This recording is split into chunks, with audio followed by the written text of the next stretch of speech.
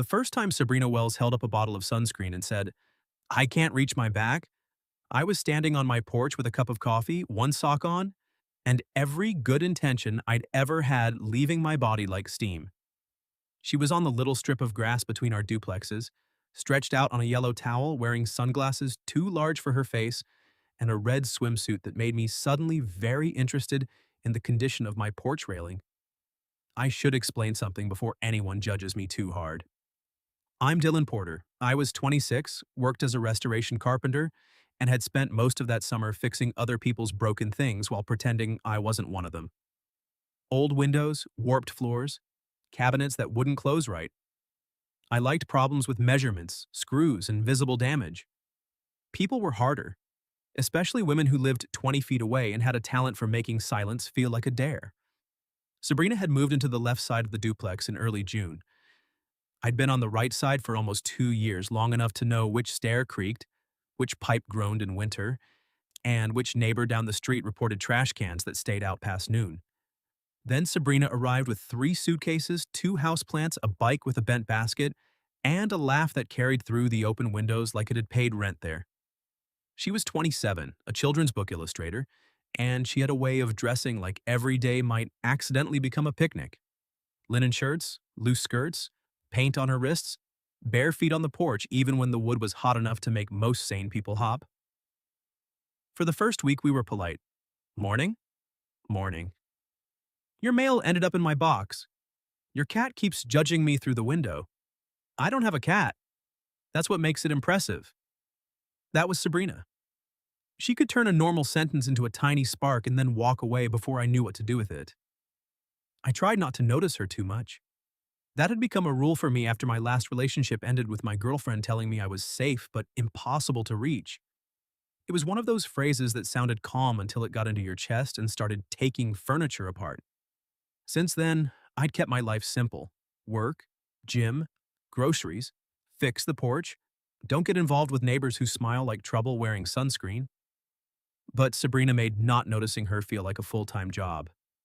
Every Saturday afternoon, if the weather was good, she brought her towel outside and lay in the sun facing my porch, not angled toward the street, not toward the flower beds. My porch. At first I told myself it was because that side of the yard got the best light. Then I told myself she probably didn't know I could see her from where I drank coffee and pretended to read repair manuals. Then I told myself a grown man should not need this many explanations for one woman lying on a towel. On the fourth Saturday, I was repairing a loose board on my porch steps when she appeared with her hair tied up, a paperback in one hand, and that red swimsuit under an open white shirt. "Big plans today, Dylan?" she asked, trying to keep this porch from killing the mailman. Heroic. I prefer humble community servant. She lowered her sunglasses just enough to look at the hammer in my hand. "You always this exciting on weekends?" "Only when I'm showing off." "Is that what this is?" I looked down at my old t-shirt, sawdust on my jeans, one knee on a step, hammer halfway raised. "Yes," I said. "This is my peacock display." She laughed, and I swear the sound did something unfair to the temperature. Sabrina spread her towel on the grass in the exact patch of sunlight that gave her a direct line of sight to me. Then she slipped out of the white shirt, folded it neatly beside her, and lay down on her stomach. I looked away so fast I nearly hit my thumb with the hammer. For 10 minutes, I became deeply committed to that porch step. I measured it twice. Sanded a spot that didn't need sanding. Checked the level like I was building a bridge for the federal government. Then she said, "Dylan?" I froze. There are tones of voice a man can ignore. That was not one of them. I looked over. Sabrina was sitting up now, sunglasses pushed onto her head, holding a blue bottle of sunscreen between 2 fingers. "I can't reach my back." The hammer slipped out of my hand and clattered onto the step. She smiled slowly, not cruelly, not innocently either. "Is that a yes?" she asked. "Or did I just injure your porch?"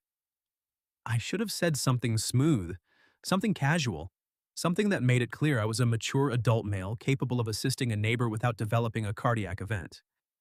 Instead, I said, "Your back?" Her eyebrows lifted. "Traditionally located behind me." "Right, yes, I know where backs are." "Comforting." I wiped my palms on my jeans, then immediately realized that made me look more nervous, which made her smile wider. "I can ask Mrs. Donnelly," she said, nodding toward the 72-year-old widow next door who spent afternoons watering the same hydrangea like it owed her money. "But she'll tell everyone at church I'm trying to corrupt the neighborhood." "You are trying to corrupt the neighborhood. Maybe just one porch. That should have been illegal." I came down the steps slowly, taking the sunscreen from her. Our fingers touched for half a second, and the contact was so small it annoyed me how much I felt it. She turned around and gathered her hair over one shoulder. There was a moment where everything got quiet in that way summer afternoons sometimes do. The cicadas paused. A car passed 3 blocks away. Somewhere, a dog barked once and gave up. I squeezed sunscreen into my palm. "Cold," I warned. "Brave of you to assume I'm delicate." I was warning my hand. She laughed again, softer this time. I touched her shoulder blade first, careful, respectful, almost too careful. Her skin was warm from the sun. She drew in a small breath and I stopped. "You okay?" She glanced back at me and the teasing had thinned into something more honest. "Yeah," she said. "Just been a while since someone touched me like they were asking permission." That sentence went straight through me. I didn't ask who had touched her without it. I didn't make a joke. I just nodded and kept my hand gentle, smoothing sunscreen across the top of her back, then down between her shoulder blades, stopping before the moment turned into something neither of us could pretend was neighborly. But it already wasn't neighborly, not really. Her voice came quieter. "You always this careful." "When it matters." She looked over her shoulder again, and this time she didn't smile. For a second, I thought she might say something that would change the whole afternoon. Her lips parted. My hand was still resting lightly near her shoulder, and I became very aware that we were alone in the kind of sunlight that makes bad decisions look beautiful. Then her phone buzzed on the towel. Once. Twice. She looked down, and the color shifted in her face. I stepped back. "Everything okay?" She picked up the phone, read the screen, and let out a breath that wasn't quite a laugh. "What?" I asked. Sabrina turned the phone toward me. A text from someone named Valerie filled the screen. "If you show up alone tonight, he wins. Bring anyone. Seriously, anyone." I looked from the phone to her face. She swallowed, then lifted her eyes to mine with the sunscreen bottle still between us, like the strangest contract ever written. "Dylan," she said, "how do you feel about pretending to be my boyfriend for one evening?" There are questions a man expects to hear on a Saturday afternoon. Can you move your truck? Do you have a ladder? Did you know your porch is smoking? How do you feel about pretending to be my boyfriend for one evening? Was not on my list. Sabrina sat on her towel, cheeks flushed from sun, and something that looked a lot like embarrassment. The sunscreen bottle rested in her lap. A shiny streak still marked my thumb. I should have asked practical questions. Where? When? Who is he? Instead, because I had apparently left my brain on the porch with the hammer, I said, "Do I get a backstory?" Her mouth twitched. "You're negotiating. I take all fake relationships seriously." "Good. I'd hate to fake date an amateur." That eased something in her face, and I liked that too much. She patted the towel beside her. "Sit, I'll explain." I looked at the towel, then at her legs, then at the entire dangerous geometry of that invitation. I'm covered in sawdust. I'm covered in SPF 50 and bad judgment. We're all doing our best. So I sat. Not too close at first. A gentlemanly distance. A neighborly distance. A distance that lasted approximately 4 seconds before she leaned back on her palms, her shoulder brushing mine. "My friend Valerie is having an engagement party tonight," she said. "Small thing at a wine bar downtown. I was supposed to go. I was excited to go. Until I found out my ex is going to be there." Something tightened in me before I could stop it. "What kind of ex?" She studied me over the top of her sunglasses. That sounded very lumberjack. "I'm a carpenter, similar species." "He's not dangerous," she said quickly. Not like that. He's just..." She picked at a loose thread on the towel. "Charming in public. Surgical in private." I understood that more than I wanted to. "My last girlfriend used to say I was emotionally under construction," I said. Sabrina glanced up. "Were you?" Probably. But she said it like she hoped the building would be condemned. Her expression softened. I'm sorry. Don't be. I saved money on curtains after she moved out. She laughed, then bumped my shoulder with hers. Deflection, noted. Illustrator and therapist? Woman with eyes. That made me look at her. Really look. Her teasing was still there, but beneath it was a nervousness she couldn't quite hide. She didn't want protection. She didn't need a rescue. She wanted not to walk into a room alone and be made smaller by someone who knew where all her old bruises were. And I wanted to be the person she asked. Not because I lived next door, not because I was convenient, because when she turned to me, some reckless, honest part of me stood up and said yes before I did. I'll go, I said. Her face changed so fast it was almost painful. Really? Really? You don't even know what you're agreeing to. Wine bar, engagement party, fake boyfriend, possibly charcuterie. Definitely charcuterie. Then I'm in. She pressed her lips together like she was trying not to smile too hard. You may have to hold my hand. I'll try to survive. And act like you like me. That'll be the easy part. The words came out too plainly. Sabrina went still. I could have laughed it off. I could have said, as a neighbor, as a person, as someone with respect for charcuterie. But I didn't. For once, I let a sentence stand where I'd put it. Her gaze dropped to my mouth for half a second, then returned to my eyes. Careful, Dylan, she said softly. If you're too convincing, I might start believing you. The air between us got warm in a way the sun couldn't take credit for. Maybe that's my strategy. She inhaled, slow and quiet. Then she looked away first, but she was smiling when she did.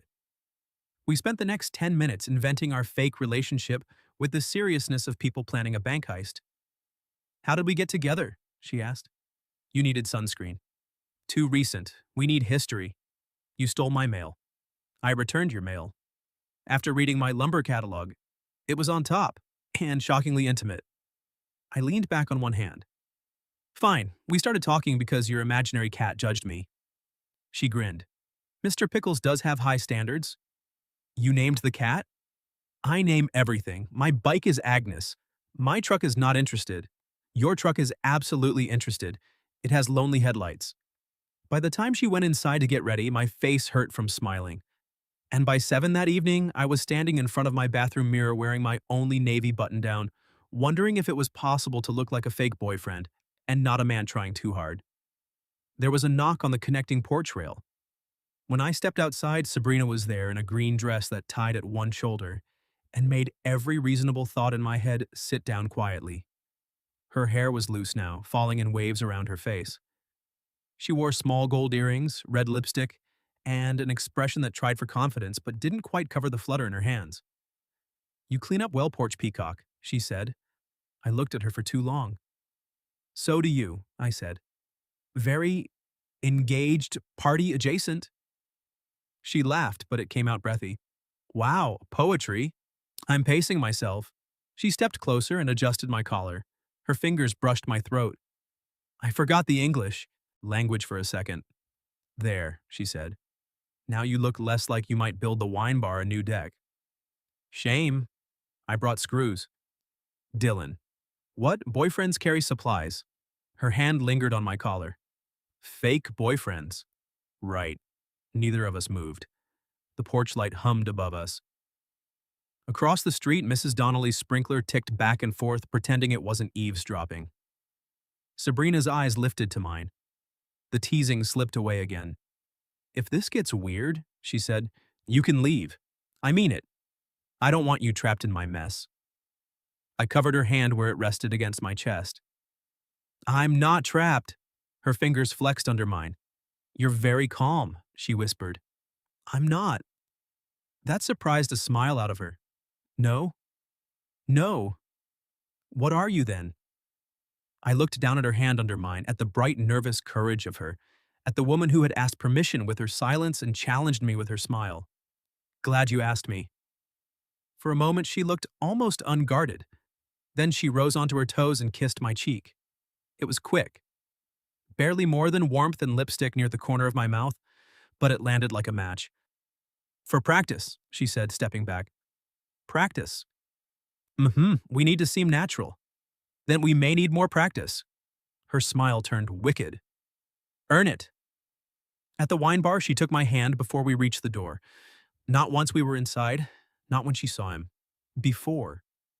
Her fingers slid between mine, warm and sure, and she squeezed like she was choosing the role, choosing the night, maybe even choosing me a little. I squeezed back.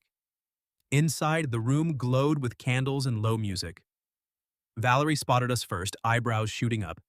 Then Sabrina's grip tightened. A man by the bar turned, tall, polished, expensive watch, smile sharp enough to open envelopes. His eyes moved from Sabrina to our joined hands. Sabrina, he said, you brought someone. She leaned into my side, close enough that her perfume cut through the wine and noise. Yes, she said, looking up at me instead of him. I did.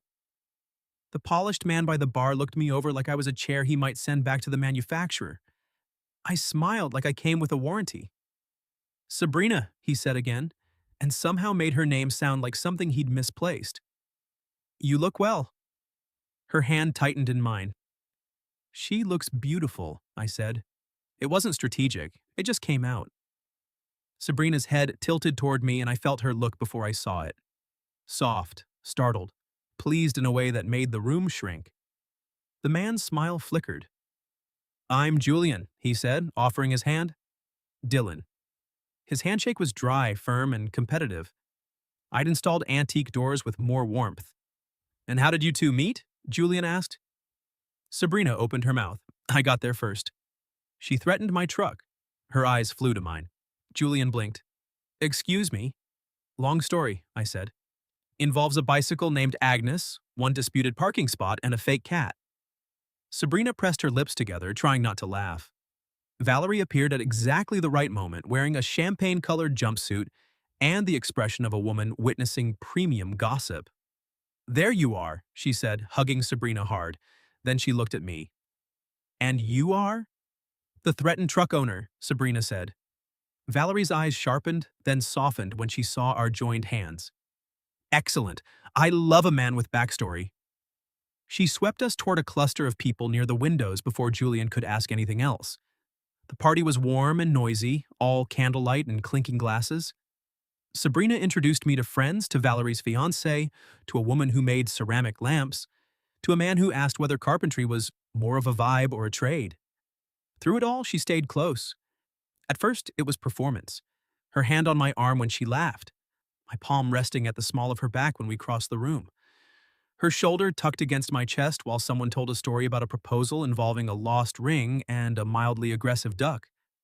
But somewhere between the first glass of wine and the second tiny toast with goat cheese, the pretending blurred. She leaned in because she wanted to hear my answer. I bent down because I liked the way her hair brushed my jaw.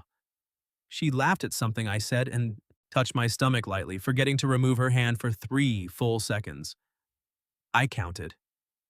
I am not proud. Julian kept appearing at the edges, near the bar, by the charcuterie table, in conversation with people who clearly adored Sabrina but seemed uncertain where to place him. Every time he looked at us, Sabrina's spine went a little straighter. Finally, he caught her when I had stepped away to get water.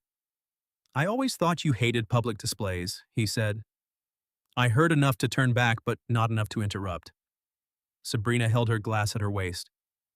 I hated performing affection for someone who corrected me afterward. Julian's face didn't change much, but the air around him did. I corrected you? She smiled thinly. Your memory is very loyal to you. He laughed under his breath. You're still dramatic. That was when I returned.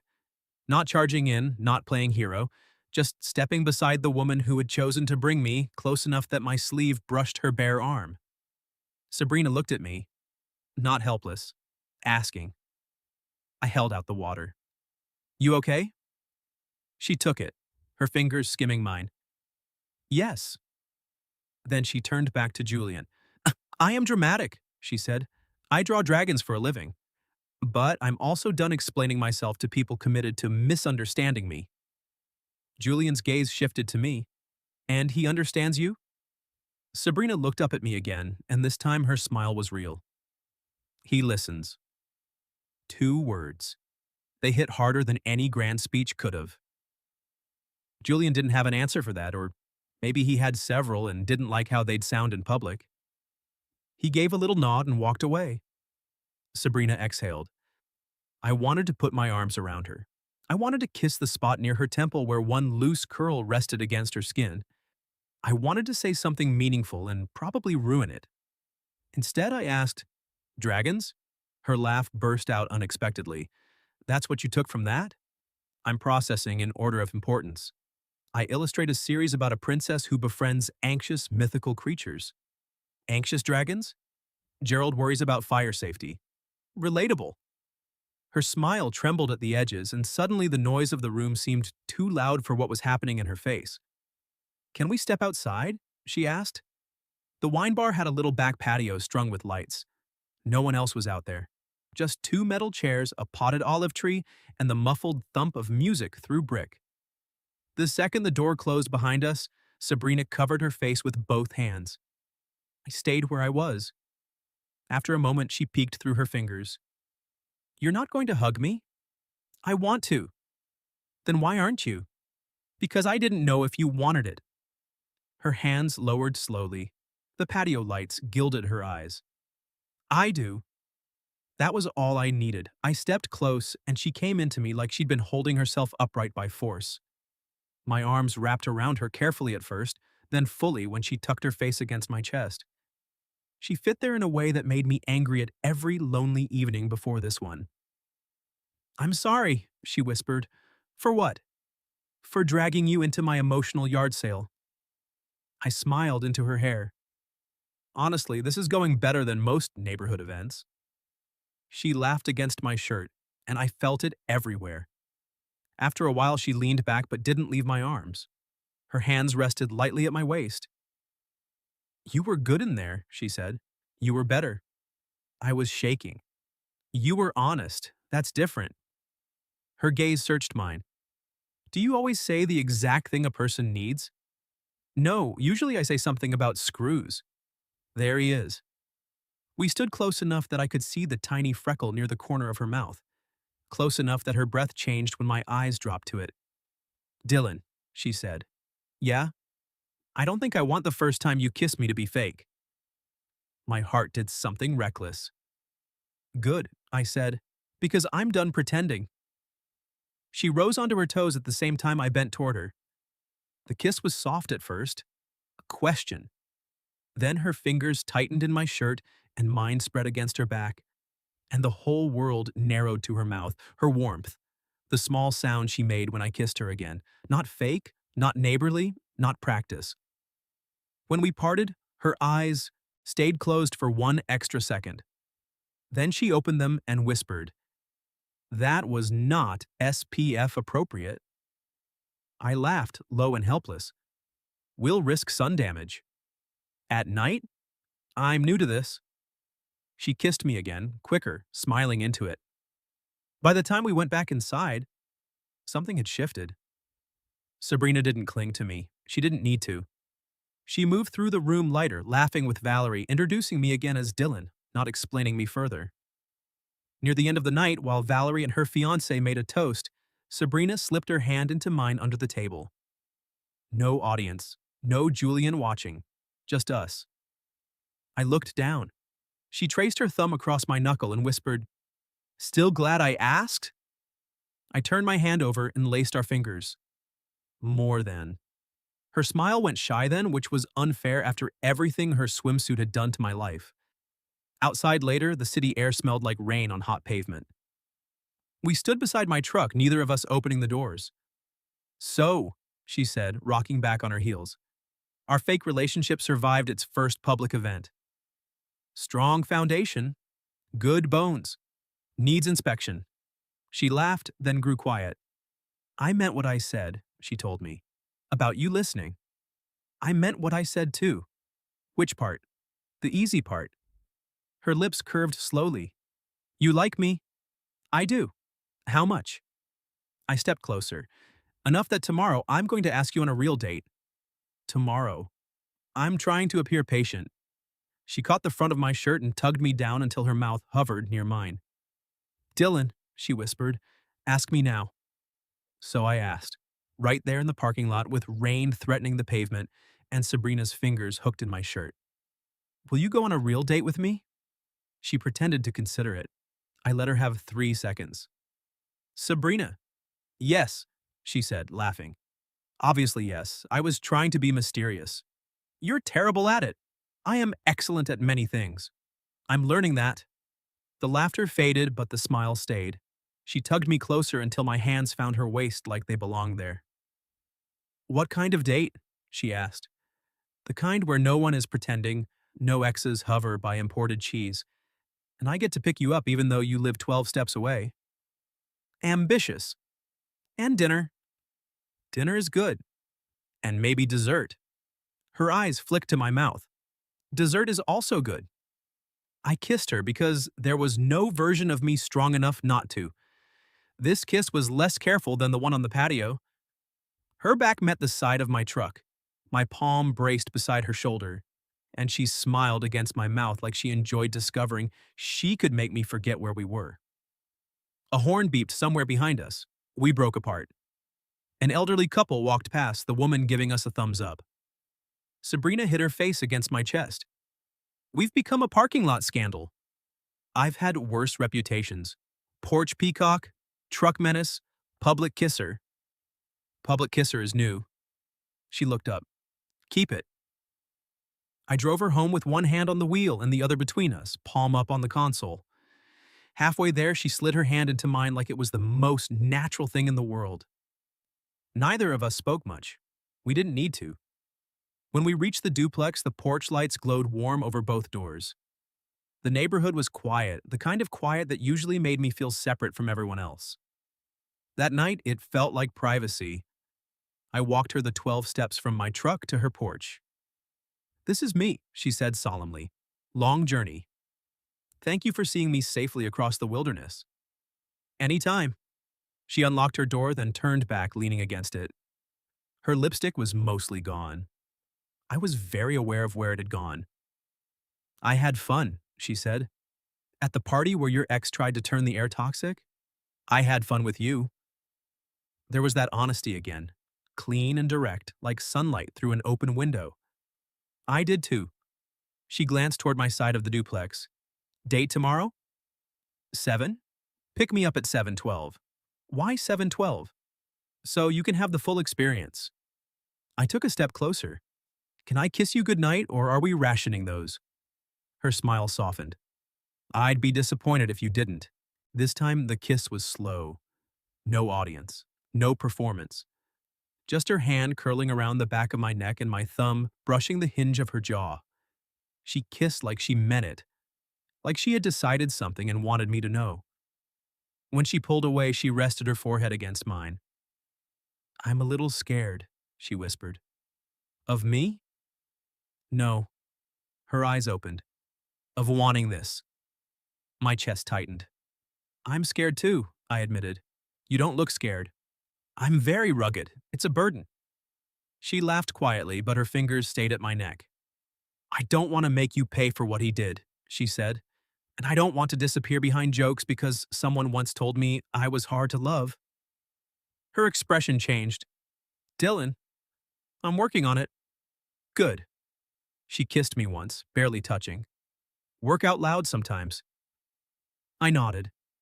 She went inside after that, leaving me on the porch with a heart that felt newly installed and not up to code. The next day lasted approximately 6 years. I sanded a door, bought groceries I didn't need, changed shirts twice. At 7:10, I stood in my living room holding flowers from Mrs. Donnelly's hydrangea bush, acquired legally after a negotiation involving gutter repair. At 7:12, I knocked. Sabrina opened the door wearing jeans, a yellow blouse, and bare feet with blue paint on one ankle. You're punctual, she said. You said a weirdly specific time. She looked at the flowers. Are those stolen? Bartered. Very romantic. I also brought you this. I handed her a small wooden dragon I'd carved that afternoon from a scrap of walnut. It was rough, no bigger than my thumb, with tiny wings and a worried face. Her smile vanished. For one terrible second, I thought I'd overdone it. Then she touched the little dragon like it was fragile. Gerald, she whispered. He's concerned about fire safety. She blinked fast. You listened. I shifted on her doormat. You mentioned anxious mythical creatures. I had wood. That might be the most Dylan sentence ever. Good or bad? She stepped forward and kissed me hard enough that my back hit the porch post. Good, she said against my mouth. Very good. Our date was not impressive by magazine standards. We got tacos from a truck parked near the river and ate them on a bench while the sun went down. Sabrina dropped salsa on her blouse and declared it part of the pattern. I told her about the first chair I ever built, which collapsed under my uncle during Thanksgiving. She told me about drawing in the margins of school worksheets because words used to move around when she was tired, but pictures stayed where she put them. We walked along the river after, shoulders bumping. What did you want to be? She asked. When? When you were little. Before people started asking practical questions. A lighthouse keeper. She stopped. Really? Really? That's lonely. I thought it sounded peaceful. She slid her arm through mine. There's a difference. I know that now. We kept walking. What about you? A mermaid veterinarian. I looked at her. That's very specialized. There was an underserved population? Of mermaids? And their seahorses. I laughed, and she leaned into my arm like the sound pleased her. Later, on the river bridge, she rested her elbows on the railing. The water below caught the last purple light of evening. I used to shrink around him, she said, not looking at me. Julian? I didn't notice at first. It happened slowly. I laughed quieter, drew less, wore things he called less loud. Then one day I realized I had become the version of myself least likely to annoy him. I moved beside her, close but not crowding. She turned her head. Last night, when you said I looked beautiful, I believed you. That scared me too. Why? Because I wanted to. I reached for her hand. She gave it to me. You're allowed to want kind things, I said. Her eyes shone. Work out loud, huh? I'm trying. She stepped into me, wrapping her arms around my waist. I held her while the river moved under us and the city lights came on. I like who I am around you, she said. I closed my eyes for a second. Then I told the truth. I like who I am when I'm choosing you. She lifted her face, and I kissed her, on the bridge, under the first stars, with her little wooden dragon tucked safely in her pocket. When I walked her home later, she didn't go inside right away. She sat with me on my porch steps, her thigh warm against mine, our hands tangled between us. The night smelled like cut grass and rain that hadn't fallen yet. I don't want to rush, she said. Neither do I. But I also don't want to pretend I'm not going to sunbathe facing your porch again. I grinned. That would be dishonest. And I may require assistance with sunscreen.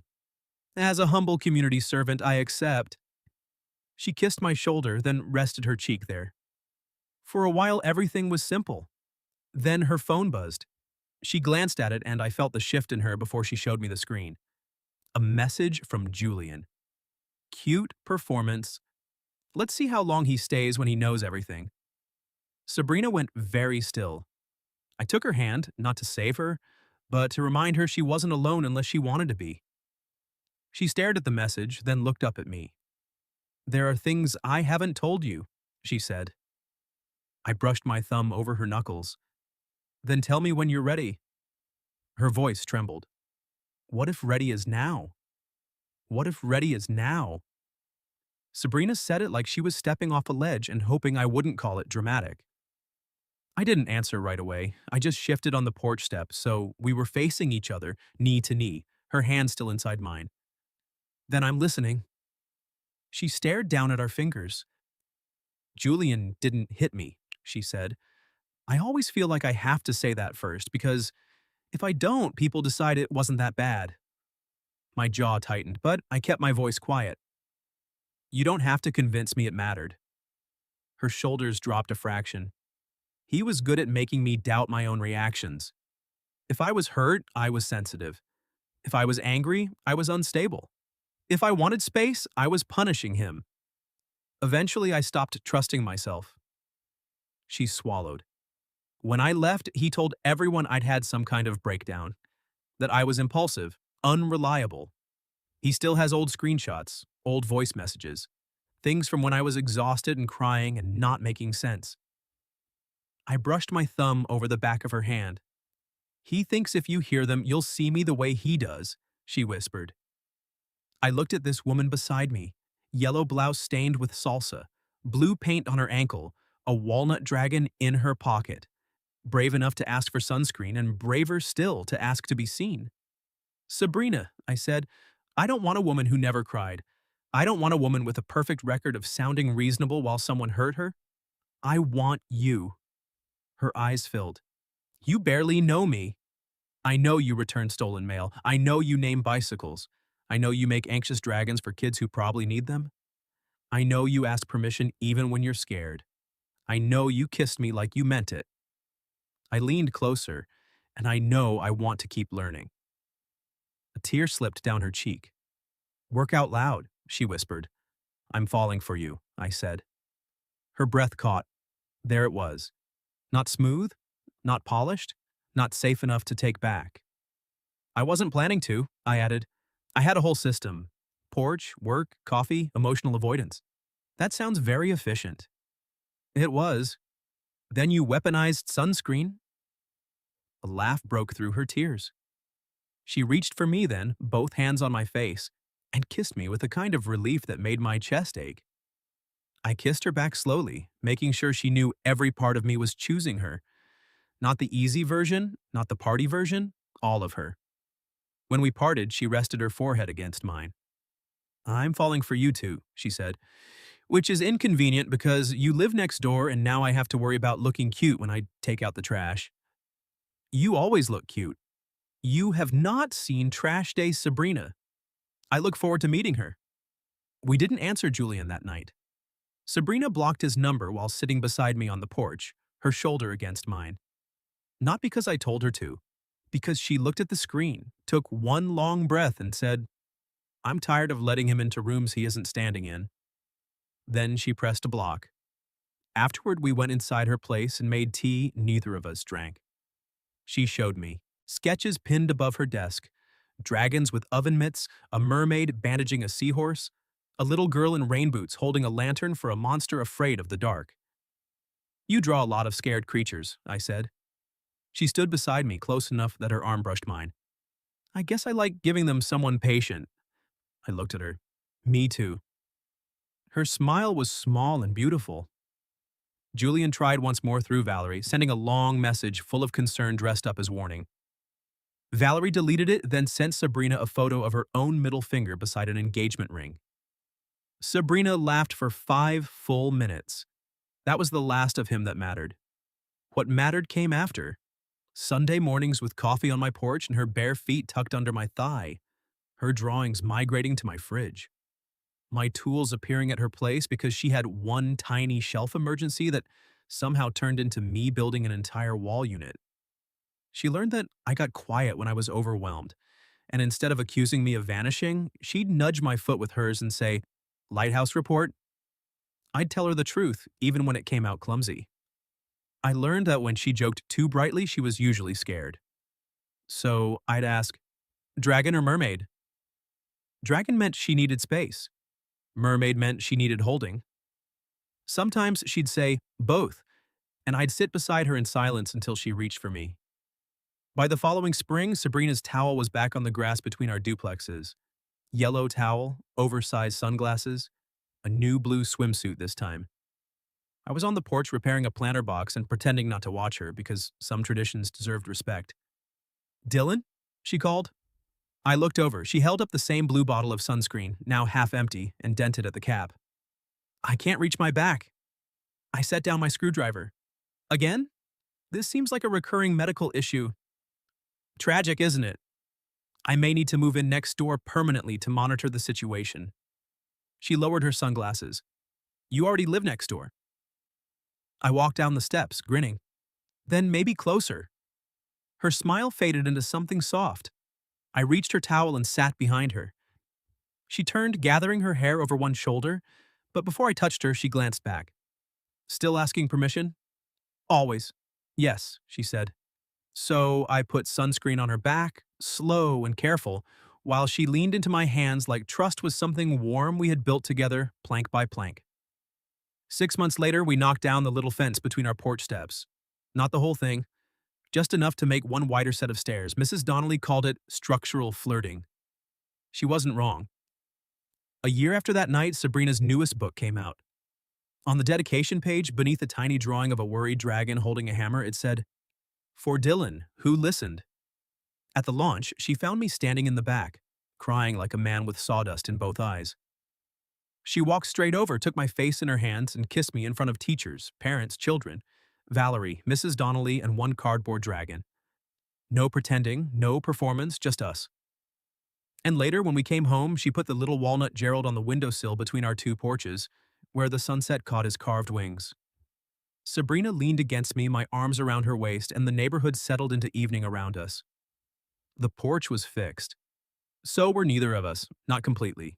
But we were loved carefully, loudly when needed, quietly when it mattered. And every sunny Saturday when she lifted that sunscreen bottle and smiled at me like trouble, I still felt like the luckiest man ever corrupted by one porch. What would you have done if your beautiful neighbor faced your porch every weekend, then held up sunscreen and said she couldn't reach her back? Have you ever experienced something that started as awkward neighborly flirting and turned into something real? Tell your story in the comments. And for those who'd like to be a little closer to us, we've opened memberships, where you'll get shorter exclusive stories every week with no ads. If you like this one, leave a like, subscribe, and I'll see you in the next video.